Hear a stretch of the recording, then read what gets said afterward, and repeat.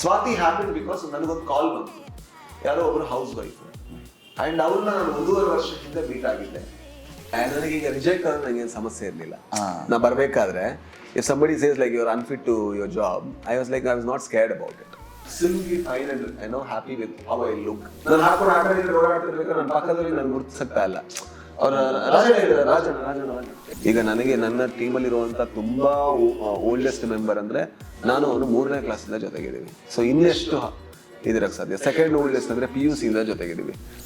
ಕನ್ನಡ ಅದು. So difference Uttara Kannada ಉತ್ತರ ಕರ್ನಾಟಕ. ಅದು ಕೂಡ ನಾವು ಕರ್ನಾಟಕದಲ್ಲಿ ನಮ್ಮೂರ. ಸೊ ಇಷ್ಟು ನಮಗೆ ಯಾಕಾಗಿದೆ ಅಂದ್ರೆ ಸಿನಿಮಾದಲ್ಲಿ ಈ ಜಾಗಗಳ ಈ ಪ್ರಾಂತ್ಯಗಳ ರೆಪ್ರೆಸೆಂಟೇಷನ್ ನಾವು ಸರಿಯಾಗಿ ಮಾಡ್ತಾ ಇಲ್ಲ ಅಂದ್ರೆ ಇಲ್ಲಿನ ಜನಗಳು. So that is the reason ಆ ಪಾತ್ರಗಳು ಆ ಚರ್ಚೆಗಳು ಪಾತ್ರಗಳು ಯಾಕೆ ಬರುತ್ತೆ ಅಂದ್ರೆ ಅಲ್ಲೆಲ್ಲ ಸ್ವಲ್ಪ ಜಾಸ್ತಿ. Hi and hello, welcome to this conversation with Raj B Shetty on OTTplay. Conversation for Toby. Yes. How are you? Fine. I know you've been very busy. Yeah, with the constant promotion and everything, I'm little busy. How long has it been now? 1 month, 2 months? 2.5 months. Very different, right, from last time? Because I remember when I spoke to you for Garuda Gamana, you didn't want to speak about the film. You said, I did the film in 2019, 20. Done. Now let people see it. Correct. Even after the film came out and everyone was praising you, I tried talking to you and you're like, oh, no. You know, that's done and dusted. Correct. It's very different. Yeah. What changed? What's happening? I think I understood, once you make a film, it's very important for the for the audience to know that, okay, there is a film by this name. And also to sell the emotion of the film prior to the film. So with Garuda Gamana, the market was just opening and Corona, those kind of things were happening. And even then, I didn't want to speak because I was not at all a person, as I spoke to you when I was speaking to you in person, that I was not a person who was very ambitious. So I wanted to do the movie and get lost in my own world. Even now, I want to do the movie and get lost in my own world. But with my world, I want to, make few more movies.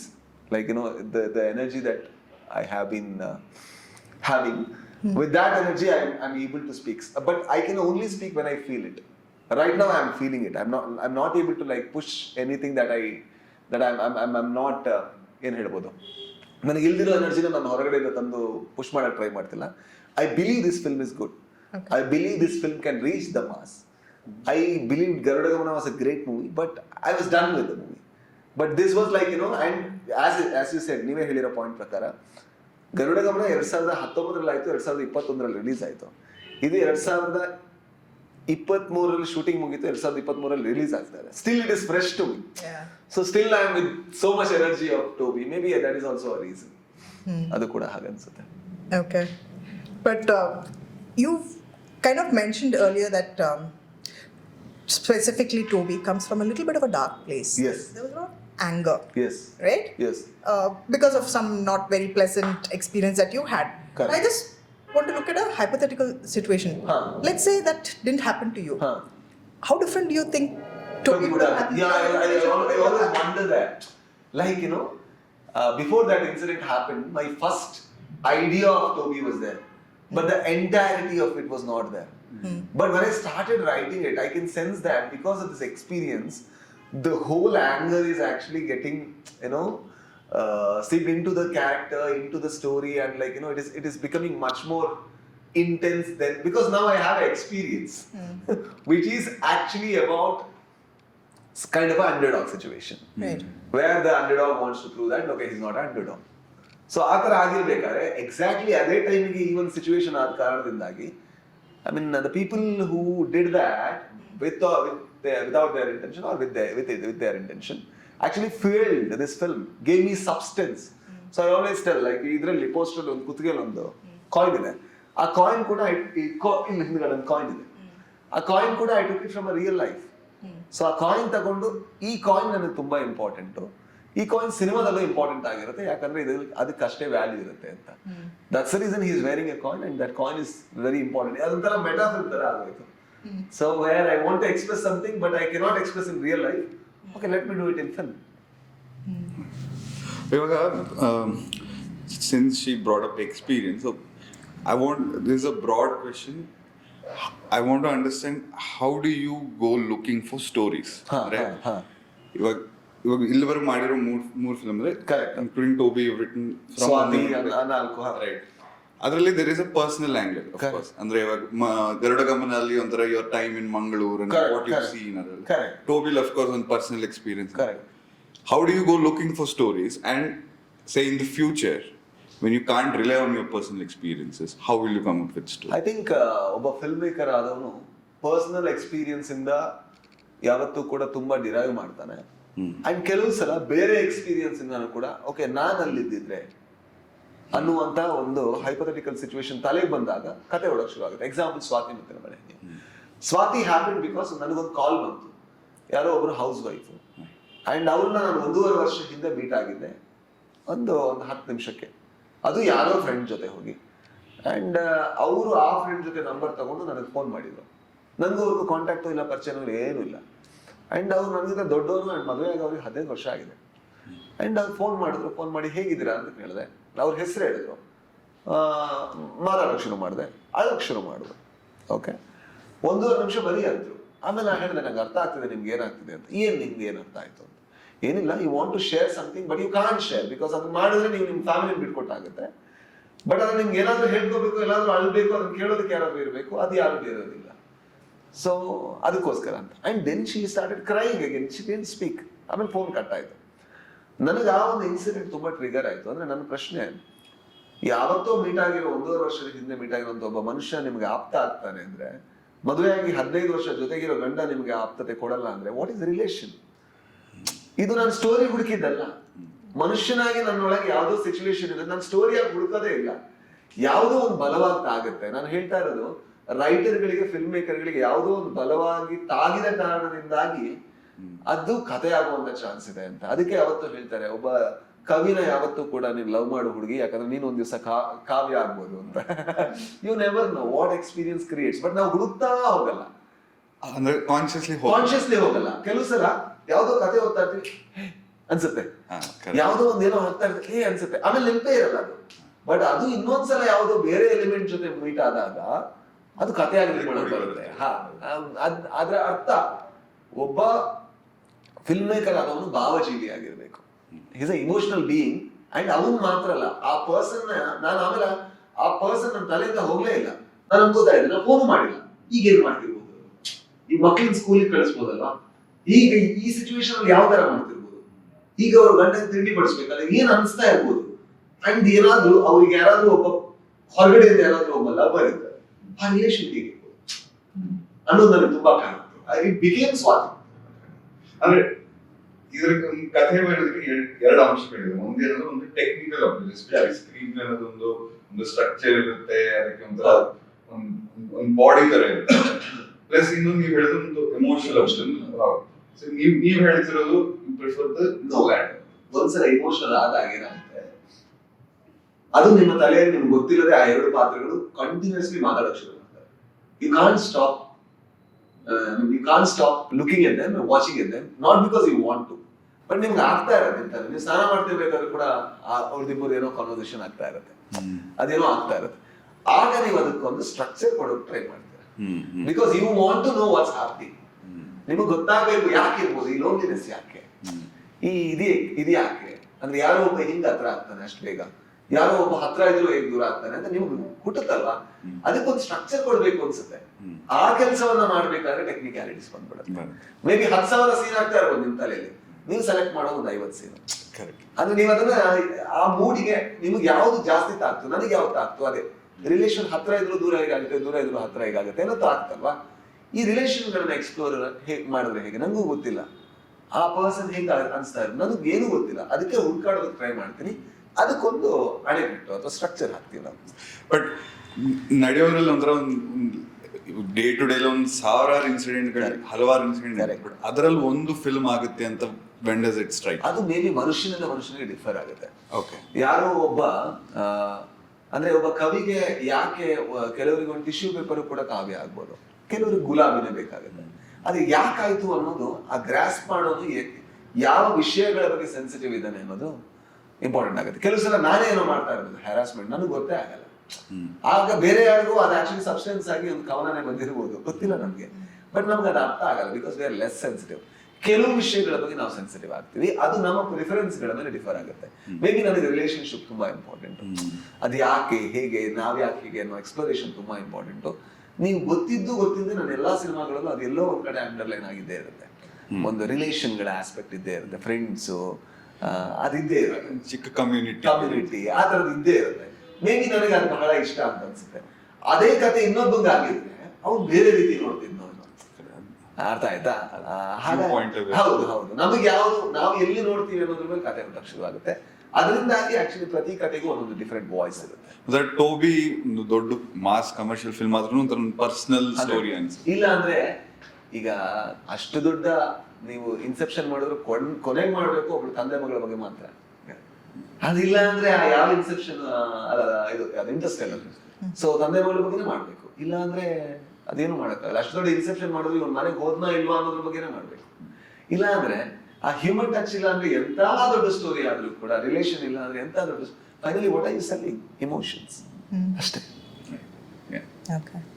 Okay, let's come back to Toby a little bit. Yeah. I think if I've understood it correctly, you've said you've picked up the character Toby from T.K. Dayanand's character and few characters, and also the setup, and the setup. Where the story is happening. Okay, but overall the cinematic approach, everything is here. So Yeah. I just wanted to understand now, how much of Toby is Raj B Shetty's vision? I think the film Toby is Raj B Shetty's vision. The film Toby, because like when I read the story had this character which I was visioning as a film. Because I saw a film which is actually independent from T.K. Dayanand's film. But the character actually inspired me to see the film. The setup actually inspired me to see the film.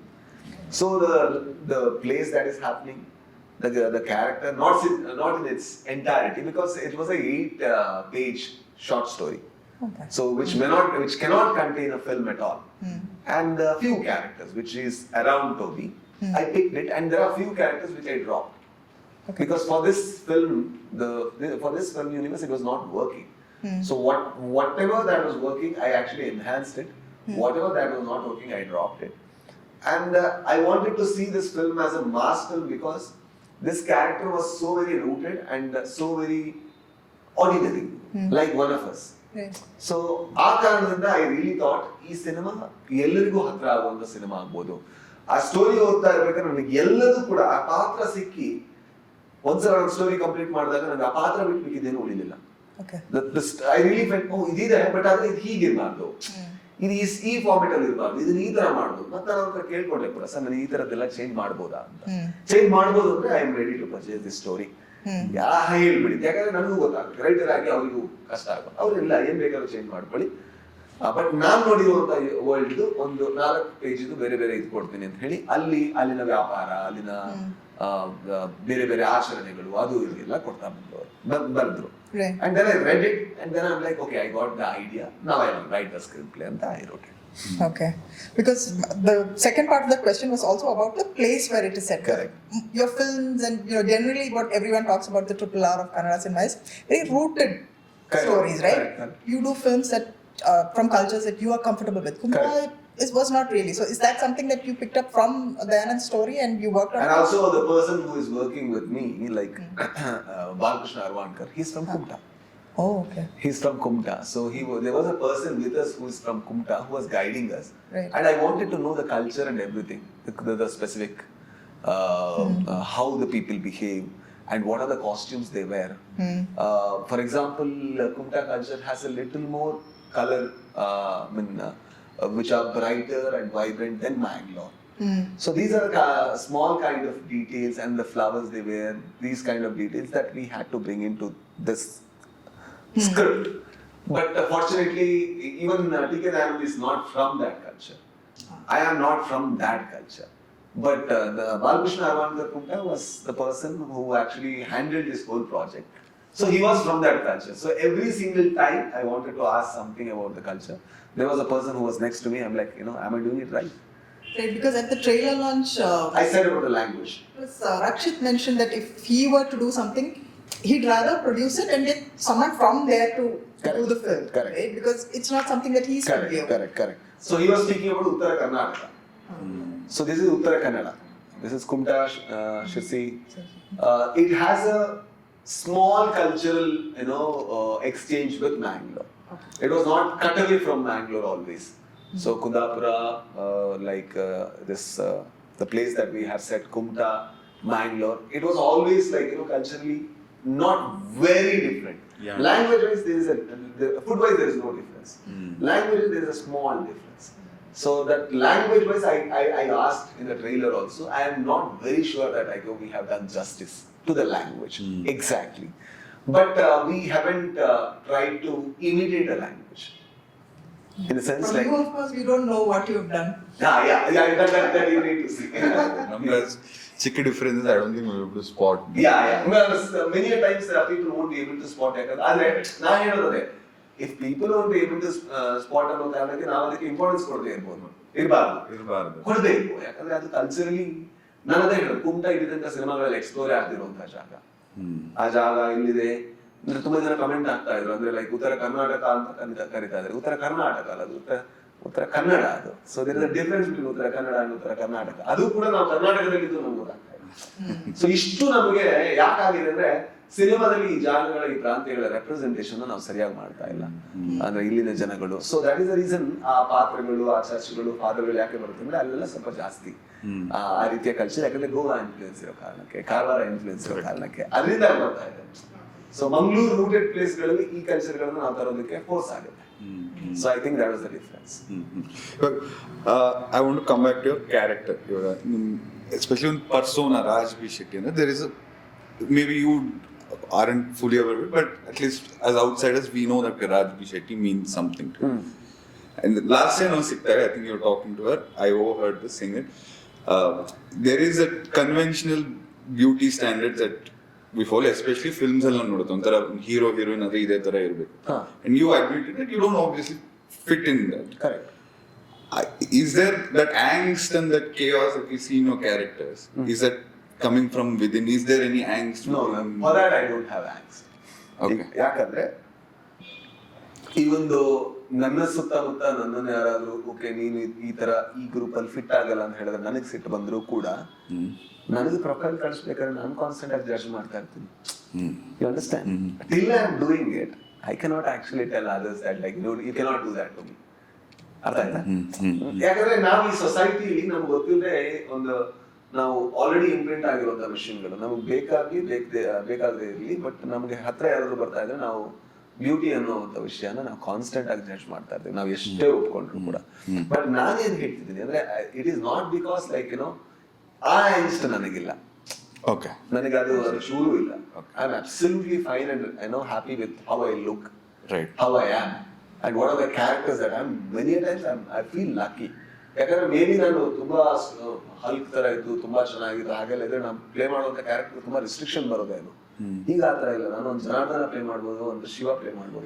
Performance ಅಲ್ಲಿ ನಾನು convention ಅನ್ನೋ ಪದ ಅಂದ್ರೆ ಯಾಕಂದ್ರೆ ಅದು obviously ಒಂಥರ ಯಾರೋ ಒಬ್ರು ಇಷ್ಟು ಜನ ಗುಂಪಲ್ಲಿ ಕೂತ್ಕೊಂಡು ಒಂಥರ ಅವ್ರು ಡಿಸೈಡ್ ಮಾಡ್ತಾರೆ. ಬಟ್ ಅಂದ್ರೆ ಅದು till people accept your character, till people believe that you ನಮ್ಮವನು, ಈ ಪಾತ್ರ ನಮ್ಮವನು. ಈಗ ನಾನು ಹಾಕುವಂತ ಎಲ್ಲಾ ಪಾತ್ರಗಳಲ್ಲೂ ಕೂಡ ಒಂದು ನೆಗೆಟಿವ್ ಶೇಡ್ ಇರುತ್ತೆ. ಜನಾರ್ದನ ಒಂದು ಮೊಟ್ಟೆ ಕತೆ was the most negative person in the whole film. Shiva was a negative person. ಟೋಬಿ ಅವ್ನು ಮಾಡುವಂತ ಕೆಲಸಗಳನ್ನ ನೋಡಿದ್ರೆ ಎಲ್ಲೋ ದುಡ್ಡು ಕಲಿತಾ ಇರ್ತಾನೆ, ಎಲ್ಲೋ ಡ್ಯಾನ್ಸ್ ಮಾಡ್ತಾ ಇರ್ತಾನೆ. ಸೊ ಈ ತರದ ಕೆಲಸ ಮಾಡೋದು ಕೂಡ I don't think is a positive person. ಆದ್ರೆ ಅವ್ನು ನಮ್ಮಷ್ಟೇ ನೆಗೆಟಿವ್. ಸೊ ನಾನು ಮಾಡುವಂತ ಪಾತ್ರಗಳು ಕೂಡ ನನ್ನನ್ನ ಅಕ್ಸೆಪ್ಟ್ ಮಾಡ್ಕೊಳ್ಳಿ ಅನ್ನೋ ಕಾರಣಕ್ಕೆ ನಾನು ನನ್ನ ಕ್ಯಾರೆಕ್ಟರ್ಗೆ ವೈಟ್ ಪೇಂಟ್ ಹೊಡಿತಾ ಇಲ್ಲ. ನಾನು ಸೆಲೆಕ್ಟ್ ಮಾಡ್ತಿರೋ ಪಾತ್ರಗಳು ಕೂಡ ನಮ್ಮಷ್ಟೇ ವಲ್ನರೇಬಲ್ ಇರೋ, ನಮ್ಮಷ್ಟೇ ಫ್ಲಾಡ್ ಇರುವಂತಹ ಕ್ಯಾರೆಕ್ಟರ್ಗಳು. ಯಾವಾಗ ನಾನು ಇದನ್ನ ಹೊಡೆದಾಕಿ ನಾನು ಪರ್ಫೆಕ್ಟ್ ಆಗಿ ಕಾಣುವಂತ ಪಾತ್ರಗಳನ್ನ ಸೆಲೆಕ್ಟ್ ಮಾಡ್ತೀನಿ, that is the angst. Because I am not this but I portray as this, not anymore. I am this, I will be this. So it is actually from genuine acceptance of what I am. See, you've always been saying that GGVV, Garuda Gamana and Toby are very different films. Yeah. And then the trailer came. Yeah. Okay, there were some lighter moments and everything, but ultimately the tone it still felt very similar to GGVV. So that's, I think, the first impression that people have got. So how are you going to break that? So ಒಂದು ಅದಕ್ಕೆ ತುಂಬಾ ಕಾರಣಗಳಿದೆ. ಒಂದು important ಕಾರಣ ಏನಂದ್ರೆ costume ಒಂದು ತುಂಬಾ important ಕಾರಣ. ಇದರಲ್ಲೂ ಕೂಡ ನಾನು ಪಂಚೆ ಉಟ್ಕೋತೀನಿ, ಅದರಲ್ಲೂ ಕೂಡ ಪಂಚೆ ಉಟ್ಕೋತೀನಿ, ಶರ್ಟ್ ಹಾಕೊಳ್ಳುವಂತ ಬಟ್ಟೆ. ಅಂಡ್ ಕೊನೆಗೆ ಅವರು ಆಕ್ಚುಲಿ ಬೆಂಡ್ ಆಗಿರುವಂತ ರೀತಿ ಅಥವಾ ಸುಸ್ತಾಗಿರುವಂತ ರೀತಿ, ಅದರಲ್ಲಿ ಒಂದು ಟೋನ್ ಸಿಮಿಲಾರಿಟಿ ಇದೆ ಅನ್ನೋ ಕಾರಣಕ್ಕೆ. ಬಟ್ ಆಕ್ಚುಲಿ ಟ್ರೈಲರ್ ಅಲ್ಲಿ ನಿಮ್ಗೆ ಟೋಬಿ ಅನ್ನುವಂತ ಪಾತ್ರದ ಪರಿಚಯ ಆಗಿಲ್ಲ. ಅವನು ಯಾವ ರೀತಿ ವ್ಯವಹರಿಸ್ತಾನೆ, ಯಾವ ರೀತಿ ಅವನು ಇರ್ತಾನೆ ಅನ್ನೋದನ್ನ ನಾವು ಬೇಕು ಅಂತ ಟ್ರೈಲರ್ ಅಲ್ಲಿ ರಿಸ್ಟ್ರಿಕ್ಟ್ ಮಾಡ್ಬೇಕು ಅಂತ ಅನ್ಕೊಂಡ್ವಿ. ಗರುಡ ಗಮನ ಮಾಡ್ಬೇಕಾದ್ರೆ ನಾವೇನ್ ಮಾಡಿದ್ವಿ ಅಂದ್ರೆ, ನಾವು ಸಿನಿಮಾದ ದೊಡ್ಡ ದೊಡ್ಡ ಮೂಮೆಂಟ್ಗಳನ್ನ, ಮಾಸ್ ಮೂಮೆಂಟ್ಗಳನ್ನ ಎಲ್ಲದನ್ನು ಟ್ರೈಲರ್ ಹಾಕಿದ್ವಿ, ಯಾಕಂದ್ರೆ ಟ್ರೈಲರ್ ವರ್ಕ್ ಆಗ್ಬೇಕು ಅಂತ. ಬಟ್ ಇದು ಮಾಡಬೇಕಾದ್ರೆ ನಾವು ಬೇಕು ಅಂತ ರಿಸ್ಟ್ರಿಕ್ಟ್ ಮಾಡಿದ್ವಿ, ಯಾಕಂದ್ರೆ I wanted people to experience the film first hand. ಅದು ಬಿಟ್ಟು ನಾವು ಎಲ್ಲದನ್ನೂ ಕೂಡ ಟ್ರೈಲರ್ ಅಲ್ಲಿ ಹಾಕಿ ಆಮೇಲೆ ಆ ಸಿನಿಮಾದಲ್ಲಿ ಬರ್ಬೇಕಾದ್ರೆ ಆ ಎಲಿಮೆಂಟ್ ಸ್ವಲ್ಪ ಡ್ರಾಪ್ ಆದ್ರೆ ಕತೆಗೆ ತುಂಬಾ ಎಫೆಕ್ಟ್ ಆಗುತ್ತೆ ಅಂತ ಅನಿಸ್ತು. ಈ ಟ್ರೈಲರ್ ಅಲ್ಲಿ ನಿಮಗೆ ಟೋಬಿಯ ಆಕ್ಚುಲಿ ಪರಿಚಯ ಆಗ್ಲಿಲ್ಲ ಒಂದು, ಅಂಡ್ ಇನ್ನೊಂದು ಏನಂದ್ರೆ ಯಾರು ಯಾರಿಗೆ ಹೇಗೆ ಸಂಬಂಧ ಅಂತ ಗೊತ್ತಾಗ್ಲಿಲ್ಲ. ಸೊ ಅದು ಯಾವ್ದು ಗೊತ್ತಾಗದೇ ಇರುವಂತ ಒಂದು ಟ್ರೈಲರ್ ಕಟ್ಟಬೇಕು ಅಂತ ಆಸೆ ಇತ್ತು. ಆ ಕಾರಣದಿಂದ ಕೆಲವರಿಗೆ ಟೋನಲ್ ಸಿಮಿಲಾರಿಟೀಸ್ ಇರ್ಬೋದು. ಬಟ್ ಒಂದು ವಿಷಯ ಅರ್ಥ ಮಾಡ್ಕೋಬೇಕು, ಏನಂದ್ರೆ ಟೋಬಿ ಅನ್ನುವಂತ ಪಾತ್ರವೇ ನಾನು ಬರ್ದಿದ್ದಲ್ಲ.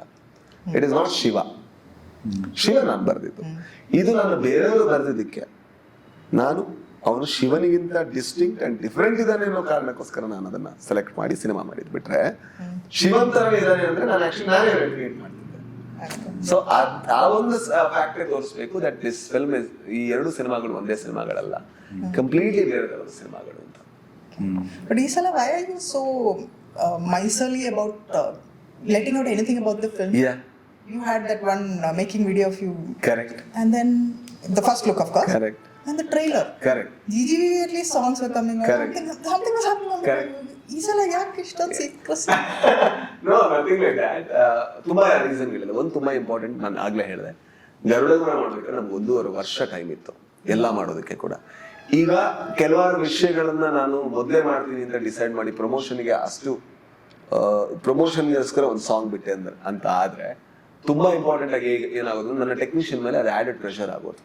ಅದನ್ನ ನಾನು ಹೊರಗೆ ತರಬೇಕು, ಯಾಕಂದ್ರೆ 18 ದಿವಸಗಳ ಮುಂಚೆ ಇದನ್ನ ಹೊರಗೆ ತರಬೇಕು ಅಂದ್ರೆ ಅದ್ರ ಜೊತೆಗೆ ಅವ್ರ ಸಿನಿಮಾಗೂ ಕೆಲಸ ಮಾಡ್ಬೇಕು. ನಮಗಿದ್ದಂತ ಲಿಮಿಟೆಡ್ ಟೈಮ್ ಅಲ್ಲಿ ಅದೆಲ್ಲ ಮಾಡೋದಕ್ಕೆ ತುಂಬಾ ಕಷ್ಟ ಆಗ್ತಿತ್ತು. ಅಂಡ್ ಅದೆಲ್ಲದ್ರ ಜೊತೆಗೆ ಟ್ರೈಲರ್ ಎಷ್ಟು ರೀಚ್ ಆಗಿದೆ ಅನ್ನೋದ್ರ ಮೇಲೆ ನಾವು ಮುಂದಿನ ಕೆಲಸಗಳನ್ನ ಮಾಡ್ಬೇಕು. ಟ್ರೈಲರ್ 9.8 ಮಿಲಿಯನ್ ಆಗ್ಬೇಕಾದ್ರೆ it has such a big reach. ಈಗ ನಾವು ಮಾಡುವಂತ ಎಲ್ಲಾ ಕಂಟೆಂಟ್ಗಳು ಕೂಡ ಆ ಸ್ಟ್ಯಾಂಡರ್ಡ್ ಅಲ್ಲಿ ಇರಬೇಕು. ಸುಮ್ಮನೆ ನಮ್ಗೆ ಪುರ್ಸೋತಿದೆ ಅಂತ ಒಂದು ಕಂಟೆಂಟ್ ಹಾಕಿದ್ರೆ ಅದು ವರ್ಕ್ ಆಗಲ್ಲ. So I wanted people to become curious about this film, not understand this film. ಅರ್ಥ ಮಾಡ್ಕೋಬೇಕು ಅಂತ ಇರಲಿಲ್ಲ ನನಗೆ. ಇಲ್ಲ ಇದರಲ್ಲಿ ಏನೋ ಇದೆ ಅನ್ನುವಂತ ಒಂದು ಕ್ಯೂರಿಯಾಸಿಟಿ ಬರಬೇಕು. Correct. That also you've said, no, what you understood is not what Toby. Correct. ಅದಲ್ಲ, ಅಂದ್ರೆ ಟ್ರೈಲರ್ ಏನ್ ಕಾಣಿಸ್ತಾ ಇದೆ ಅಷ್ಟಲ್ಲ ಸಿನಿಮಾ, ಅದಕ್ಕಿಂತ ತುಂಬಾ ಜಾಸ್ತಿ ಇದೆ. And you want to root for this person ಅಂತ ಅನ್ಸುತ್ತೆ. ಅದೆಲ್ಲದನ್ನೂ ಕೂಡ ರಿಸ್ಟ್ರಿಕ್ಟ್ ಮಾಡಿ ನಾವು ಟ್ರೈಲರ್ ಕಟ್ಟಿರೋ ಕಾರಣದಿಂದಾಗಿ ಇಟ್ ಸ್ವಲ್ಪ ಹಾಗೆ ಅನ್ಸ್ಬೋದು. ಬಟ್ ಯಾ, ನೋಡೋಣ. Okay. I had one more question about Toby. Like, you've been saying that it is a very character-driven film. Correct. So there's you, there's Chaithra, Samyukta, Gopal Krishna Deshpande, all of them. That of course is fine. But I'm sure that this whole world of Toby would not have been complete without, say, Praveen Shreyans. No. Or Midhun Mukundan. or anyone from your team. So if you can just take us through your team. Correct. So ಇದರ director ಬಾಸಿಲೆ ಚಾಲಕಲ್ ಅಂತ, ಇವನು ನನ್ನ ಜೊತೆ ಒಂದು ಮೊಟ್ಟೆ ಕತೆ ಟೈಮಿಂದ ಇದ್ದಾನೆ assistant associate ಆಗಿ. ಆಮೇಲೆ ಅವ್ರನ್ನ ಸರ್ಕಾರಿ ಕೆಲಸ ಮಾಡ್ದ. ಅದಾದ್ಮೇಲೆ ಗರುಡ ಗಮನ ಋಷಭ ವಾಹನ, ಅದಾದ್ಮೇಲೆ ಪಡ್ಡಾಯಿ ಅನ್ನುವಂಥ ಸಿನಿಮಾ, ಈ ಸಿನಿಮಾದೆಲ್ಲ ಕೆಲಸ ಮಾಡ್ದ. ಸೊ ನನ್ನ ಟೀಮಲ್ಲಿ ಈ ತರ ಕೆಲಸ ಮಾಡಿದಂತ ಒಂದು 30 ಜನ ಮಕ್ಕಳಿದ್ದಾರೆ. So they are always like from ಆ ಟೈಮಿಂದ ಈ ಟೈಮ್ ತನಕ ನನ್ನ ಜೊತೆ ಇರೋರು. ಸೊ ಇನ್ನೇ ಯಾಕೆ ಆಕ್ಚುಲಿ ಈ ಸಿನಿಮಾನ ಮ್ಯಾನೇಜ್ ಮಾಡೋದಕ್ಕೆ ನಾವು ಡಿಸೈಡ್ ಮಾಡಿದ್ವಿ ಆಸ್ ಅ ಟೀಮ್ ಅಂದ್ರೆ, we felt he is a calmer person among the whole bunch. So he is calmer, so he can handle us. So ಯಾಕಂದ್ರೆ ನಾವು ಅಸಂದ್ರೆ ನನ್ನನ್ನು especially the character was so intense. ಜೊತೆಗೆ ನಾನು ಅದನ್ನು produce ಮಾಡ್ತಾ ಇದ್ದೆ, ಜೊತೆಗೆ ಆ ಸಿನಿಮಾ ನಾವು ಇಲ್ಲಿ ತನಕ ಮಾಡಿರೋದ್ರಲ್ಲಿ ಆ ಸ್ಕೇಲ್ ವೈಸ್ ಇರ್ಬೋದು, ಚಾಲೆಂಜ್ ವೈಸ್ ಇರ್ಬೋದು ದೊಡ್ಡದು. ಸೊ ಇದೆಲ್ಲ ಮಾಡ್ತಾ ಇರ್ಬೇಕಾದ್ರೆ ನಾವು ಎಷ್ಟು ವಿಷಯಗಳನ್ನ ನಂಗೆ ಅಡಿಷನಲ್ ಹ್ಯಾಂಡ್ಗಳು ಬೇಕೇ ಬೇಕಿತ್ತು. ಅಂಡ್ ಅದ್ರ ಜೊತೆಗೆ ನಾನು ಸ್ವಾತಿ ಎಂಡ್ ಮಾಡ್ತಾ ಇದ್ದೆ ಈ ಸಿನಿಮಾ ಸ್ಟಾರ್ಟ್ ಆಗ್ಬೇಕಾದ್ರೆ. ಆ ಟೈಮಲ್ಲಿ ನನಗಿಂತ ಮುಂಚೆ ಹೋಗಿ ಕೆಲವಾರು ಪ್ರಿಪರೇಷನ್ಗಳನ್ನ ಮಾಡುವಂಥವ್ರು ಯಾರಾದ್ರೂ ಬೇಕಿತ್ತು. ಸೊ ಬಾಸಿಲ್ ಅಂಡ್ ಈ ಇಬ್ರು ಇದ್ರೆ ನನ್ನ ಸಿನಿಮಾ ಕಂಪ್ಲೀಟ್ ಆಗುತ್ತೆ ಅಂದ್ರೆ ಈ ಇಬ್ರು ಇಲ್ಲ ಅಂದ್ರೆ ನನ್ನ ಸಿನಿಮಾ ಕಂಪ್ಲೀಟ್ ಆಗುತ್ತೆ ಅಂತ ನಾನು ಅನ್ಕೊಳ್ಳಲ್ಲ. ಒಂದು Mithun Mukundan for his music. ಇವತ್ತು ಕೂಡ ನಾನು ಅವ್ರಿಗೆ ಫೋನ್ ಮಾಡಿ ಹೇಳ್ತಾ ಇದ್ದೆ, ಮಚ್ಚ ಈ ಸೀನ್ಗೆ ನೀನೇ ಅಷ್ಟೇ, ಮತ್ತೇನು ಹೇಳಂಗಿಲ್ಲ, ನೀನೇನ್ ಮಾಡ್ತೀಯ ಮಾಡ್ಕೊಡು ನನಗೆ ಅಂತ. ಅವ್ನು ಹೇಳ್ತೀನಿ, ನೀನ್ ಟೆನ್ಷನ್ ತಗೋಬೇಡ, ನೀನ್ ಯಾವಾಗ ಕೇಳ್ತೀಯ ನಿನ್ಗೆ ಏನ್ ಬೇಕೋ ಅದು ಸಿಕ್ಕಿರುತ್ತೆ ಅಂತ. ನಾನು ಮಾಡೋ ಸಿನಿಮಾಗೆ ಅವ್ರ ಮ್ಯೂಸಿಕ್ ಹಾಕೋದಲ್ಲ, ನಾನು ಬರೆಯೋ ಕತೆಗೆ ಪ್ರವೀಣ್ ಸಿನಿಮಾಟೋಗ್ರಫಿ ಮಾಡೋದಲ್ಲ. ನಾವು 3 ಜನ ಒಟ್ಟಿಗೆ ಕೆಲಸ ಮಾಡೋದು, ನಾವು 3 ಜನ ಸೇರ್ಕೊಂಡು ಒಟ್ಟಿಗೆ ಸಿನಿಮಾ ಮಾಡೋದು. ಐ ಥಿಂಕ್ ಪ್ರವೀಣ್ ಮತ್ತೆ ಮಿಥುನ್ ಇಲ್ಲ ಅಂದ್ರೆ ನನ್ನ ಸಿನಿಮಾ ಇವತ್ತು ಹೇಗೆ ಕಾಣಿಸ್ತಾ ಇದೆ ಹಾಗೆ ಕಾಣಿಸೋಕೆ ಶುರುವೇ ಅಂದ್ರೆ ಚಾನ್ಸೇ ಇಲ್ಲ. ಅದ್ರ ಜೊತೆಗೆ ಇದಕ್ಕೆ ಮೇಕಪ್ ಮಾಡಿರುವಂತಹ ರಾನಿಕ್ ಝೇವಿಯರ್ ಇರ್ಬೋದು. ಆ ಮೇಕಪ್ ನೋಡಿದ್ರೆ ಒಂದು 6 ದಿವಸ ಶೂಟ್ ಮಾಡಿದ್ವಿ ಅದು ಆ ಗಾಯದ ಪೋರ್ಷನ್. 6 ದಿವಸ ಆದ್ಮೇಲೆ ಸುತ್ತ ಇರೋರು ಲಾಸ್ಟಿಗೆ ಬಂದು ಕೇಳಿದ್ರು, ಇದು ನಿಮ್ ಗಾಯ ಹಾಗೆ ಇಟ್ಕೊಂಡು ನೀವು ಶೂಟ್ ಮಾಡಕ್ ನಿಮ್ ನೋವು ಏನೂ ಆಗಿಲ್ವಾ ಅಂತ ಹೇಳಿದ್ರೆ ಇದು ಮೇಕಪ್ ಅಂತ. ಹತ್ರ ಇದ್ರು ಗೊತ್ತಾಗ್ತಿರಲಿಲ್ಲ ಅವರಿಗೆ, ದ್ಯಾಟ್ ಡೀಟೇಲಿಂಗ್. ಅದ್ರ ಜೊತೆಗೆ ಅಕ್ಷರ್ ನಾಕೋತ್ ಅಂತ ನಮ್ಮ ಪ್ರೊಡಕ್ಷನ್ ಡಿಸೈನ್ ಕಂಪ್ಲೀಟ್ ಮಾಡಿದ್ದು ಅವರೇ, ಆರ್ಟ್ ಅವರ ಟೀಮೇ ಮಾಡಿದ್ದು. ಅವರೆಲ್ಲ ಇಲ್ಲ ಅಂದ್ರೆ ಇದ್ರಲ್ಲಿ ಎಷ್ಟೋ ಸೆಟ್ಗಳಿದೆ, ಬಟ್ ನಿಮ್ಗೂ ಕೂಡ ಟ್ರೈಲರ್ ನೋಡಿದ್ರೆ ಸೆಟ್ ಅಂತ ಗೊತ್ತಾಗಿರಲ್ಲ, ಅಷ್ಟು ಚೆನ್ನಾಗಿರೋ ಸೆಟ್ಗಳನ್ನು ಹಾಕಿದ್ದಾರೆ. So I think these people are responsible for this film. ಇವರೆಲ್ಲ ಇಲ್ಲ ಅಂದ್ರೆ ಈ ಸಿನಿಮಾ ಇಷ್ಟು ಚೆನ್ನಾಗಿ ಆಗ್ತಿತ್ತು ಅಂತ ಅನ್ಸಲ್ಲ. Because the makeup, I think, deserves a special mention. Yeah. It looks so natural. It looks so natural. Raj B Shetty with hair. ಅದು ಹೇಳ್ಬಿಡ್ತೀನಿ, ನನಗೆ ಬಹಳ ಹೆದರಿಕೆ ಈ ಕೂದಲು. ಯಾಕಂದ್ರೆ ನಾನು ಹಲವಾರು ಸಿನಿಮಾಗಳು ನೋಡಿದ್ದೀನಿ, ಒಂದೇ ಒಂದು ಸಿನಿಮಾದಲ್ಲೂ ಕೂಡ ನನಗೆ ಬಿಗ್ ಕನ್ವಿನ್ಸ್ ಆಗಿಲ್ಲ. ಎಲ್ಲೋ ಒಂದ್ ಕಡೆ ಅದು ಕ್ಯಾರೆಕ್ಟರ್ ಇಂದ ಎಲ್ಲೋ ಹೊರಗಿದೆ, ಅಲ್ಲಿದೆ ಇಲ್ಲಿದೆ ಅಂತ ಅನ್ಸೋದು. ಇವರು ಆಕ್ಚುಲಿ ತಲೆ ಅಳತೆ ತೆಗೆದು ಯಾವ ತರದ ಡಿಸೈನ್ ಅನ್ನು ಮಾಡಬೇಕು ಅಂತ ಸ್ಕೆಚ್ ಹಾಕಿ, ಯಾಕಂದ್ರೆ ಒಬ್ಬ ತಲೆ ಕೂದಲು ಹೋಗುವಂತ ವ್ಯಕ್ತಿದು ಆಲ್ರೆಡಿ ರೆಸೀಡಿಂಗ್ ಆಗ್ತಾ ಇರುತ್ತೆ, ಹಣೆ ಸ್ವಲ್ಪ ದೊಡ್ಡದಿರುತ್ತೆ. ಅದೆಲ್ಲ ಮೊದಲೇ ಕ್ಯಾಲ್ಕುಲೇಟ್ ಮಾಡಿ ಆ ತರದ ಹೇರ್ ಸ್ಟೈಲ್ ಕೊಡೋಕೆ ಶುರು ಮಾಡಿದ್ರು. 2 ಸ್ಟೇಜ್ ಇತ್ತು, ಒಂದರಲ್ಲಿ ಸ್ವಲ್ಪ ಹೋಗಿದೆ, ಇನ್ನೊಂದ್ರಲ್ಲಿ ಮಧ್ಯೆ ಮಧ್ಯೆ ಪ್ಯಾಚ್ ಕಾಣಿಸುತ್ತೆ. ಅದ್ ಮಾಡೋದು ತುಂಬಾ ಕಷ್ಟ ಇತ್ತು. ಫುಲ್ ಕೂದಲು ಯಾರು ಬೇಕಾದ್ರೂ ಮಾಡ್ಬೋದು, ಬಟ್ ನಿಮ್ಗೆ ಅದ್ ನೋಡ್ಬೇಕಾದ್ರೆ ಇಲ್ಲ ಬಾಲ್ಡಿಂಗ್ ಅಂತ ಈಸಿಲಿ ಗೊತ್ತಾಗ್ತಿತ್ತು. ಆ ಒಂದು ಟೈಮ್ ಗ್ರೋತ್ ಇದೆಯಲ್ಲ, ಅದನ್ನ ಎಷ್ಟು ಚೆನ್ನಾಗಿ ಮಾಡಿ. ನಾನು ಹೇಳಿದೆ, ದಯವಿಟ್ಟು ಹೇಳಿ ನಿಮ್ಗೆ ಆಗಲ್ಲ ಅಂದ್ರೆ ನಾನು ಇಡೀ ಕೂದಲೇ ಮಾಡಿದ್ರೆ ಕಾಲಿದಲ್ಲೇ ಇದ್ಬಿಡ್ತೀನಿ. ಇಲ್ಲ ನಾನು ಮಾಡ್ಬೇಡಿ, ನಮ್ಮನ್ನ ನಂಬಿ ನಾವು ನಿಮ್ಗೆ ಮಾಡ್ಕೊಡ್ತೀವಿ. ಐ ಥಿಂಕ್ ನಾವು ಲಾಸ್ಟ್ ಆಕ್ಟ್ ಮಾಡಿ ನಾವು ಎಲ್ಲಾ ಕ್ರೆಡಿಟ್ ತಗೊಂಡ್ಬಿಡ್ತೀವಿ, ಬಟ್ ಈ ತರದ ಕೆಲಸ ಇವರೆಲ್ಲ ಮಾಡೋದ್ರಿಂದ ಒಂದು ಸಿನಿಮಾಗ ಒಂದು ಕಂಪ್ಲೀಷನ್ ಬರುತ್ತೆ. ಬಟ್ ಮುಂಚೆ ನಿಮ್ ಪಾತ್ರಗಳಿಗೆ ವಿಗ್ ಹಾಕೋ ಇಲ್ಲ ಪ್ರಯತ್ನ ಆಗಿದ್ಯಾ? ಇಲ್ಲ, ಯಾರು ಹಾಕಿಲ್ಲ ಇಲ್ಲಿ ತನಕ. ಅದೇ ಸ್ಟ್ರೇಂಜ್ ಅದು. ಪ್ರಾಬ್ಲಮ್ ಅದಾಗುತ್ತೆ, ಹಾಕಿದ್ರೆ ವಿಗ್ ಕಾಣಿಸುತ್ತೆ, ನಾನ್ ಕಾಣಿಸಲ್ಲ. ಎಕ್ಸಾಕ್ಟ್ಲಿ ಅದೇ ಅದು ತುಂಬಾ ಅಸಹ್ಯವಾಗಿ ಕಾಣಿಸುತ್ತೆ, ಪಾತ್ರವಾಗಿ ಕಾಣಿಸಲ್ಲ. ಇದರಲ್ಲಿ ಅವ್ನು ಯಂಗ್ ಆಗಿ ಕಾಣಿಸ್ಬೇಕಿತ್ತು. ಈ ತಲೆ ಕೂದಿಲ್ಲ ಅಂದ್ರೆ ಸ್ವಲ್ಪ ರಿಸ್ಟ್ರಿಕ್ಷನ್ ಇದೆ, ಅವ್ನ ಯಂಗ್ ಆಗಿ ಕಾಣಿಸೋದು ಹೇಗೆ ಅಂತ. ನ್ಯಾಚುರಲ್ ಆಗಿ ಕಾಣಿಸುತ್ತೆ, ಅದು ನ್ಯಾಚುರಲ್ ಆಗಿ ಕಾಣಿಸಿದೆ. ಅದು ನೀವು ಎಷ್ಟೇ ಕ್ಲೋಸ್ ಅಪ್ ಏನೇ ಮಾಡಿದ್ರು ಕೂಡ ನಿಮ್ಗೆ ಅದು ಬಿಗ್ ಅಂತ ಗೊತ್ತಾಗಲ್ಲ. ಎಲ್ಲಿ ತನಕ ನಾನು ಹಾಕೊಂಡು ಆ ಕಡೆ ಓಡಾಡ್ತಿರ್ಬೇಕಾದ್ರೆ ನನ್ನ ಪಕ್ಕದಲ್ಲಿ ನನ್ಗೆ ಗುರುತಿಸಕ್ತಾ ಇಲ್ಲ. ಅವ್ರ ರಾಜಣ್ಣ ಏಯ್ ಅಂತ ಗೊತ್ತಾಗಲ್ಲ. ಯಾಕಂದ್ರೆ ಫಸ್ಟ್ ಆಫ್ ಆಲ್ ಬಿಗ್ ಅಂತ ಅನ್ಸಲಿ, ಯಾರೋ ಬೇರೆ ಮನುಷ್ಯ ಕೂದಿದೆ, ಓಡಾಡ್ಕೊಂಡಿದ್ದಾರೆ. ಅಷ್ಟು ನ್ಯಾಚುರಲ್. ಸರಿ, ನೀವು ಟೀಮ್ ಬಗ್ಗೆ ಮಾತಾಡಿದ್ರೆ, ಒಂದು ಟೀಮ್ ಜೊತೆ ಒಂದು working with a bunch of like minded people ಅಲ್ವಾ? ಅದರ ಅಡ್ವಾಂಟೇಜಸ್ ಏನಿದೆ, ಲಾಂಗ್ ರನ್ ಡಿಸ್ಅಡ್ವಾಂಟೇಜಸ್ ಕೂಡ ಏನಿದೆ? ಅಡ್ವಾಂಟೇಜಸ್ ಏನಿದೆ ಅಂದ್ರೆ, ನೀವು ಒಂದು ಸಿನಿಮಾನ ಸ್ಕ್ರಾಚ್ ಇಂದ ಕಟ್ಟಬಹುದು. ಅಂದ್ರೆ ಎಕ್ಸಾಂಪಲ್, ಬೇರೆಲ್ಲರೂ ಕೂಡ ಸಿನಿಮಾ ಬರೆಯೋ ಸ್ಟಾರ್ಟ್ ಮಾಡಿ ಬರದಾದ್ಮೇಲೆ ಟೀಮ್ ಹುಡುಕ್ಬೇಕು. ಇಲ್ಲಿ ಹಾಗಲ್ಲ, ಬರೀಬೇಕಾದ್ರೆ ಎಲ್ರಿಗೂ ಕೆಲಸ ಕೊಡ್ಬೋದು ನೀವು. ಅಂಡ್ ಅದನ್ನ ತುಂಬಾ ಕೇಪಬಲ್ ಆಗಿ ಏಬಲ್ ಆಗಿ ಹ್ಯಾಂಡಲ್ ಮಾಡೋರು ಯಾರು ಅಂತ ನಿಮ್ಗೆ ಗೊತ್ತಾಗಿದೆ. ಯಾಕಂದ್ರೆ ನೀವು ವರ್ಷಗಟ್ಲೆಯಿಂದ ಜೊತೆಗೆ ಫ್ರೆಂಡ್ಸ್ ನೀವು. ಈಗ ನನಗೆ ನನ್ನ ಟೀಮಲ್ಲಿ ಇರುವಂತ ತುಂಬಾ ಓಲ್ಡೆಸ್ಟ್ ಮೆಂಬರ್ ಅಂದ್ರೆ ನಾನು ಅವನು 3ನೇ ಕ್ಲಾಸಿಂದ ಜೊತೆಗಿದ್ದೀವಿ. ಸೊ ಇನ್ನೆಷ್ಟು ಇದಿರಕ್ಕೆ ಸಾಧ್ಯ? ಸೆಕೆಂಡ್ ಓಲ್ಡೆಸ್ಟ್ ಅಂದ್ರೆ PUC ಇಂದ ಜೊತೆಗಿದ್ದೀವಿ. ಥರ್ಡ್ ಓಲ್ಡೆಸ್ಟ್ ಅಂದ್ರೆ ಡಿಗ್ರಿಯಿಂದ ಜೊತೆಗಿದ್ದೀವಿ. ಅಂದ್ರೆ ಮಿಕ್ಕಿದವರೆಲ್ಲ ಆಲ್ಮೋಸ್ಟ್ ಒಂದು 12 ವರ್ಷದಿಂದ ಇದ್ದಾರೆ, 10-12 ವರ್ಷದಿಂದ ಇದ್ದಾರೆ. ಸೊ ಇಷ್ಟು ಲಾಂಗ್ ಟೈಮ್ ಇಂದ ಬಂದಿರುವಂತ ಟೀಮ್, ಅವರಿಗೆ ನೀವು ಹೇಗೆ ಆಪರೇಟ್ ಆಗ್ತೀರಾ, ಏನ್ ಬೇಕು ಎಲ್ಲ ಗೊತ್ತಿರುತ್ತೆ. ಅಂಡ್ ನಿಮ್ಗೆ ಗೊತ್ತಿರುತ್ತೆ ಯಾರು ಯಾವ್ದ್ರಲ್ಲಿ ಕೇಪಬಲ್, ಯಾವ್ದ್ರಲ್ಲಿ ವೀಕು ಅಂತ. ಪ್ರತಿಯೊಬ್ಬರಿಗೂ ಕೂಡ ನೀವು ಸ್ಪೆಸಿಫಿಕ್ ಕೆಲಸಗಳನ್ನ ಅಸೈನ್ ಮಾಡ್ಬೋದು. ಅದರಿಂದ ರಿಸಲ್ಟ್ ತುಂಬಾ ಚೆನ್ನಾಗಿ ಸಿಗುತ್ತೆ, ಫಾಸ್ಟ್ ಆಗಿ ಸಿಗುತ್ತೆ. ಅವರಿಗೆ ಎಕ್ಸಾಕ್ಟ್ಲಿ ಅವರ ಕಮ್ಯುನಿಕೇಶನ್ ಲ್ಯಾಂಗ್ವೇಜ್ ಗೊತ್ತಿರುತ್ತೆ, ಯಾರ ಜೊತೆ ಎಷ್ಟು ಮಾತಾಡಿದ್ರೆ ಅರ್ಥ ಆಗುತ್ತೆ, ಯಾರ ಜೊತೆ ಮಾತಾಡಿದ್ರೆ ಅರ್ಥನೇ ಆಗಲ್ಲ ಅಂತ. ಸೊ ಅವರೆಲ್ಲರೂ ಕೂಡ ಇರೋದ್ರಿಂದ ಸಿನಿಮಾದ ಕ್ವಾಲಿಟಿ ಬೆಟರ್ ಆಗುತ್ತೆ. ಅಂಡ್ ಅದರ ಜೊತೆಗೆ ತಲೆನೋವು ಇರಲ್ಲ, ತುಂಬಾ ಲೈಟ್ ಆಗುತ್ತೆ. And disadvantage in longer run ಏನಾಗ್ಬೋದು ಅಂದ್ರೆ, if the same team becomes very proud of what they have achieved, I think that would be ಒಂದು ರಿಪಿಟೇಟಿವ್ ಆಗೋ ಚಾನ್ಸ್ ಸೇಮ್ ಜಾನರ್ ಸೆಲೆಕ್ಟ್ ಮಾಡಿದ್ರೆ ಇದೆ.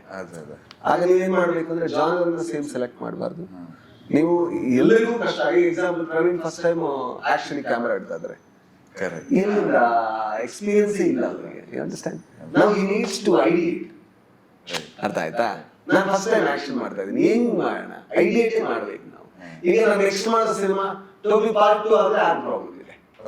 ಬರ್ಬೋದಾ? ಇಲ್ಲ ಇಲ್ಲ ಇಲ್ಲ ಇಲ್ಲ ಇಲ್ಲ, ಹಾಗಾಗಿ ಪಾರ್ಟ್ 2 ಇಲ್ಲ ನಾನು. ಸೊ ಅದಾದ್ರೆ ಪ್ರಾಬ್ಲಮ್ ಇದೆ.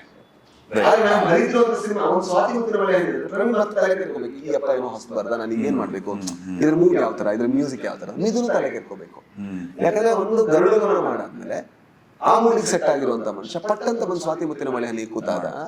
So he needs to ideate. I think we do that as a team. We don't want to do the same kind of films. ಒಂದು ಡಿಸ್ಅಡ್ವಾಂಟೇಜ್ ಏನು ಅಂದ್ರೆ proud. If we become like we are greatest team. ನಮ್ಮ team ಕೆಲವರಿಗೆ ಬಂದಿತ್ತು, ನಾನು ಹೇಳ್ತಾ ಇದ್ದೆ, boss ಸ್ವಲ್ಪ ಆರಾಮಾಗಿರಿ, ನೀವು ಗ್ರೇಟೆಸ್ಟ್ ಪ್ರೊಡಕ್ಷನ್ ಹೌಸ್ ಅಲ್ಲ, ನೀವು ಕ್ರಿಯೇಟಿವ್ ಆಗಿ ನಾವು ಚೆನ್ನಾಗಿ ಮಾಡ್ತಾ ಇದೀವಿ, ನಮ್ಮ ಸಿನಿಮಾಗಳು ಸಕ್ಸಸ್ ಆಗ್ತಿದೆ ಅನ್ನೋ ಕಾರಣಕ್ಕೋಸ್ಕರ ಮಾತ್ರ ನೀವು ದೊಡ್ಡವರು ಅಂತ ಅನಿಸ್ತಾ ಇರೋದು ನಿಮಗೆ. But you are not actually handling production how it should be handled. ಸ್ವಲ್ಪ ಆರಾಮಾಗಿ ನೋಡ್ಕೊಳ್ಳಿ, ಅದೆಲ್ಲ ತಲೆಗೆ ಇರೋದು ಬೇಡ ಅಂತ ಹೇಳಿದೆ ನಾನು. ಸೊ ಅದು ಆಗುವಂತ ಚಾನ್ಸ್ ಇದೆ. ಆದ್ರೆ ಅದು ಎಲ್ರಿಗೂ ಆಗ್ಬಿಟ್ರೆ ಯಾರಿಗೂ ಗೊತ್ತಾಗಲ್ಲ, ಹೇಳೋದಕ್ಕೆ ಯಾರು ಇರಲ್ಲ. ಅದೇ ಅದೇ, ಆಗ ನಾವೆಲ್ಲ ದಾರಿ ತಪ್ಪುವಂತ ಚಾನ್ಸ್ ಜಾಸ್ತಿ ಇದೆ. ಇನ್ನೊಂದು ಇಂಡಸ್ಟ್ರಿ ಬಗ್ಗೆ ಮಾತಾಡಿದ್ರೆ, you all spoken about it so many times. Obviously you didn't come as an AD. Correct. Your first film was almost like a on the job learning. Correct. But ಈ industry pulse ಅನ್ನೋದು, e commerce ಅನ್ನೋದು ಇಷ್ಟು ಬೇಗ ಏಕೆ ಹಿಡಿದ್ರಿ ನೀವು? ಅಲ್ಲ, but today we know that Raj B Shetty movie ಅಂದ್ರೆ people will come and watch it. I think ನಾವು ಎಲ್ಲೋ ಕೂತ್ಕೊಂಡು ನಾವು ಇಂಡಸ್ಟ್ರಿಯ ಇದು ಕಾಮರ್ಸ್ ಇದು ಅನ್ನೋದು, ನಾನು ಅದನ್ನ ತುಂಬಾ ದೂರ ಮಾಡೋದನ್ನ ನಿಲ್ಲಿಸ್ಬಿಟ್ಟೆ. ನಾನೇನು ಅನ್ಕೊಂಡೆ ಅಂದ್ರೆ, ಐ ಥಿಂಕ್ ನನಗೇನು ಹತ್ರ ಆಗುತ್ತೆ, ನನಗೇನು ಮಾಸ್ ಅನ್ಸುತ್ತೆ ಅದು ಜನಗಳಿಗೂ ಅನ್ಸುತ್ತೆ, ನನಗೇನು ಇಷ್ಟ ಆಗುತ್ತೆ ಅದು ಜನಗಳಿಗೂ ಅನ್ಸುತ್ತೆ. ಸೊ ಹಾಗಾಗಿ you should be more honest to yourself when you do films. So ನೀವು ನಿಮ್ಮನ್ನ ಆ ಥರ ಮಾಡ್ಕೊಂಡಾಗ ಜನಗಳಿಗೂ ಕೂಡ ಅದಿಷ್ಟ ಆಗುವಂತ ಚಾನ್ಸ್ ಜಾಸ್ತಿ ಇದೆ. ನೀವು ನಿಮ್ಮನ್ನ ಸ್ವಲ್ಪ ದೂರ ಮಾಡ್ಕೊಂಡು, ಇಲ್ಲ ಹೋದ್ಸಲ ನೋಡಿ ಕಾಂತಾರ ಹಿಟ್ ಆಯ್ತು, ಕಾಂತಾರ ತರಾನೇ ನಾವು ಒಂದು ಸಿನಿಮಾ ಮಾಡಬೇಕು ಅನ್ನುವಂಥ ಲೆಕ್ಕಾಚಾರಗಳು ಬರುತ್ತಲ್ವಾ. It is not coming. ಅಂದ್ರೆ ಅದು ಜನಗಳನ್ನ ನಾವು ಅಷ್ಟು ಡಮ್ ಅಂತ ಅನ್ಕೊಂಡಂಗೆ, ಅವ್ರು ಒಂದ್ಸಲ ಇಷ್ಟಪಟ್ಟು ಅದೇ ರೀತಿ ಮಾಡ್ತಾರೆ, ನಾವು ಇದೇ ರೀತಿ ಮಾಡೋ, ಅವ್ರನ್ನ ಮೆನಿಪ್ಯುಲೇಟ್ ಮಾಡ್ಬೋದು ಅಂತ. ಜನಗಳನ್ನ ಮೆನಿಪ್ಯುಲೇಟ್ ಮಾಡೋದು ತುಂಬಾ ಕಷ್ಟದ ಕೆಲಸ. ಅದು ಆ ಕೆಲಸದಲ್ಲೇ ನಾವು ಸೋತೋಗಿದ್ದು ಕೂಡ. ನೀವೇನು ಕೇಳೋದು ಅಂದ್ರೆ, ಈ ಇಂಡಸ್ಟ್ರಿಯಲ್ಲಿ ಒಂಥರ ಒಂದು ಜಾಗ ಹುಡುಕೋದು ಅಥವಾ ಜಾಗ ಸಿಗೋದು ಎಷ್ಟು ಕಷ್ಟ, ಅಥವಾ ಎಷ್ಟು ಜಾಗ ಇರಬಾರ್ದು ಆಕ್ಚುಲಿ. ನನ್ನ ಜಾಗ ಅಂದ್ರೆ ಆತರ ಅಲ್ಲ. ಇವಾಗ ಪ್ಲೇಸ್ ಫಾರ್ ಯು ಅಂದ್ರೆ ಎಷ್ಟೊಂದು ಜನ ಹೊರಗಿಂದ ಬರೋ ನುಗ್ಗಕ್ಕೆ ಒಂಥರ ಹೆದರಿಕೆ ಆಗಿ ಏನಿರುತ್ತೆ ಅಂದ್ರೆ, will they accept me, how do I fit into this world ಅಂತಾರಲ್ಲ. ಫಿಟ್ ಅದು ನೀವು ಹೇಳಿದ ಅದು ನಿಮ್ಗೆ did you have those apprehension? ಇಲ್ಲ, ನನಗೀಗ ರಿಜೆಕ್ಟ್ ಆದ್ರೆ ನಂಗೇನು ಸಮಸ್ಯೆ ಇರಲಿಲ್ಲ. ನಾ ಬರ್ಬೇಕಾದ್ರೆ if somebody says like you're unfit to your job, I was not scared about it. So ನಾನು ಲೈಫಲ್ಲಿ ಅನ್ಕೊಂಡಂತ ತುಂಬಾ ಸೆಟ್ಲ್ ಆಗ್ಬೇಕು ಅಂದಿದ್ದು ಅನ್ಕೊಂಡಿದ್ದು, ಒಂದು ಮದುವೆ ಆಗಿ ಒಂದು ಮಗು ಮಾಡ್ಕೊಂಡು ಒಂದು ಸಣ್ಣ ಮನೇಲಿದ್ದು, ಸೊ ಹೆಂಡತಿ ಜೊತೆ ಆರಾಮ್ಸೆ ಇದ್ದು ಒಂದು ಸ್ವಲ್ಪ ಆ ಥರ ಇದ್ಬಿಟ್ರೆ ಅದಕ್ಕಿಂತ ದೊಡ್ಡ ಗೋಲ್ ಗೀಲ್ ಏನು ಇಲ್ಲದ ಕಾರಣದಿಂದಾಗಿ ನನಗೆ. ಸೊ ನಾನು ಐ ಡಿಸರ್ವ್ ಮೋರ್ ಅಂತ ನನಗೆ ಯಾವತ್ತೂ ಅನ್ಸಿಲ್ಲ. I want to learn more, I am curious, I want to work more, that is there. But I deserve more, ಇದಕ್ಕಿಂತ ನನಗೇನೋ ಬೇಕಿತ್ತು, I am that, I am this ಅಂತೆಲ್ಲ ಅದು ಬರಲಿಲ್ಲ. ಸೊ ಐ ಥಿಂಕ್ ನನಗೇನಾದ್ರು ಇಲ್ಲಿ ಜಾಗ ಇಲ್ಲ ಅಂತ ಅನ್ಸಿದ್ರು ಕೂಡ ಅದು ಬೇರೆಯವ್ರನ್ನ ನನ್ನ ಕಾಲೆಳಿಬೇಕು ಅಂತಲ್ಲ, ಒಂದು ನಾನು ಯೋಗ್ಯನಲ್ಲ ಅನ್ನೋ ಕಾರಣಕ್ಕೆ. ಆ ಯೋಗ್ಯತೆ ಇಲ್ಲ ಅಂದ್ರೆ ನಾನು ಅಚೀವ್ ಮಾಡಬೇಕು. If it is because of my knowledge, ನಾನು ಅದನ್ನ ಕಲ್ತ್ಕೋಬೇಕು. It is because of my skill, ನಾನು ಅದನ್ನ ಕಲ್ತ್ಕೋಬೇಕು. ಯೋಗ್ಯನಲ್ಲ ಅಂದ್ರೆ ಯಾಕೆ ಆಳ್ಬೇಕು ನಾನು? ಅರ್ಥ ಆಯ್ತಾ ನಿಮ್ಗೆ? 100 ಮೀಟರ್ ರೇಸ್ಗೆ ನೀವು ಓಡ್ತಾ ಇರ್ತೀರಾ, ಎಲ್ಲ ಸ್ಟೇಟ್ ಲೆವೆಲ್ ಕಾಂಪಿಟೇಟರ್ಸ್, ನೀವು ಓಡ್ತೀರಾ, ಸೋತೋಗ್ತೀರಾ, ಅಯ್ಯೋ ನನಗೆ ಪ್ರೈಸ್ ಕೊಟ್ಟಿಲ್ಲ, ನಾನು ಯೋಗ್ಯನಲ್ಲ ಅಂದ್ರೆ, that is how the world is. ಓಡ ಕಲಿ. So it is a good test. ಓಡಿದ್ದು ಒಳ್ಳೆ ಟೆಸ್ಟ್ ಆಯ್ತು, ಲಾಸ್ಟ್ ಬಂದಿದ್ದೇನು, ಈಗ ಕಲಿ, ನೆಕ್ಸ್ಟ್ ವರ್ಷ ಸೇರು, ಕಲಿ ಕಲಿ ಕಲಿ ಕಲಿ, ನೀನು ಕಂಪ್ಲೀಟ್ಲಿ ಫಿಟ್ ಆದ ಅಂತ ಅನಿಸ್ದಾಗ ಕೊಡು. ಅಲ್ಲಿ ವರ್ಕ್ ಆಗಿಲ್ಲ, ಬೇರೆ ಕೆಲಸ ಮಾಡ್ಕೊ. ಅದೊಂದು ಅವೇರ್ನೆಸ್ ಇರ್ಲೇಬೇಕು. ನಾವೇನ್ ಅನ್ಕೋತೀವಿ ಅಂದ್ರೆ, ವಿ ಆರ್ ವಿಕ್ಟಿಮ್ಸ್, ನಮ್ಮನ್ನೆಲ್ಲರೂ ಕಾಲು ಎಳಿತಾ ಇದ್ದಾರೆ, ನಮ್ಗೆ ಯಾರು ಚಾನ್ಸ್ ಕೊಡ್ತಾ ಇಲ್ಲ, ಎಷ್ಟು ಏನೇ ಬರೆದ್ರು ಕೂಡ ಆ ತರ ಮಾಡಿ. ಅಲ್ಲ, ಫಸ್ಟ್ ಆಫ್ ಆಲ್ ಯಾಕೆ ನಿನಗೆ ಬೇರೆಯವ್ರು ಚಾನ್ಸ್ ಕೊಡ್ಬೇಕು? ನೀನ್ ಎಷ್ಟು ಜನಕ್ಕೆ ಲೈಫಲ್ಲಿ ಚಾನ್ಸ್ ಕೊಟ್ಟಿದ್ಯಾ? ನೀನ್ ಎಷ್ಟು ಜನ ನಿನಗಿಂತ ಕೆಳಗಿರೋರ್ನ ಕೈಯಲ್ಲಿ ಹಿಡ್ಕೊಂಡು ನಡ್ಸ್ಕೊಂಡು ಹೋಗ್ತಾ ಇದೆಯಾ? So we need to have that. ಯಾರು ಅದನ್ನ ಮಾಡಲ್ಲ, but if you have talent, people welcome you. ಈಗ ರಕ್ಷಿತ್ ಶೆಟ್ಟಿ ಬೆಂತಟ್ಟದ ಹಾಸ್ಟೆಲ್ ಹುಡುಗರಿಗೆ ಅತ್ತೆ ಮಕ್ಕಳು ಅಂತಲ್ಲ, ಅವ್ರು ಮಾಡಿರೋ ಸಿನಿಮಾ ಇವ್ರಿಗೆ ಇಷ್ಟ ಆಯ್ತು ಅನ್ನೋ ಕಾರಣಕ್ಕೆ. ರಾಮರೇ ಬಂದಾಗ ಆತರ ಪೋಸ್ಟ್ ಹಾಕಿದ್ರು ರಕ್ಷಿತ್ ಶೆಟ್ಟಿ ಅವರಿಗೆ ಏನೋ ಕಮಿಷನ್ ಕೊಡ್ತಾರೆ ಅಂತಲ್ಲ, ಸತ್ಯಪ್ರಕಾಶ್ ಅನ್ನುವಂತ ಡೈರೆಕ್ಟರ್ ಇಷ್ಟ ಆದ್ರು ಅನ್ನೋ ಕಾರಣಕ್ಕೆ. ಇಷ್ಟ ಆದ್ರೆ ನಮ್ಗೆ ಅದ್ರ ಇದೆ, ಅವರಿಗೆ ಅಂತಲ್ಲ, ಈಗ ಧನಂಜಯ್ ಅವರು ನಮ್ಮ ಟ್ರೈಲರ್ ಶೇರ್ ಮಾಡಿದ್ರು, ಎಲ್ರಿಗೂ ಇದೆ, ತಗೊಂಬನ್ನಿ ಒಳ್ಳೊಳ್ಳೆ ಕಂಟೆಂಟ್, ನಾವು ಚಪ್ಪಾಳೆ ತರ್ತೀವಿ ಅಂತ ಎಲ್ರಿಗೂ ಇದೆ. ಬಟ್ ಅದಾಗದೇ ಇದ್ದಾಗ I think we need to accept that, we need to learn.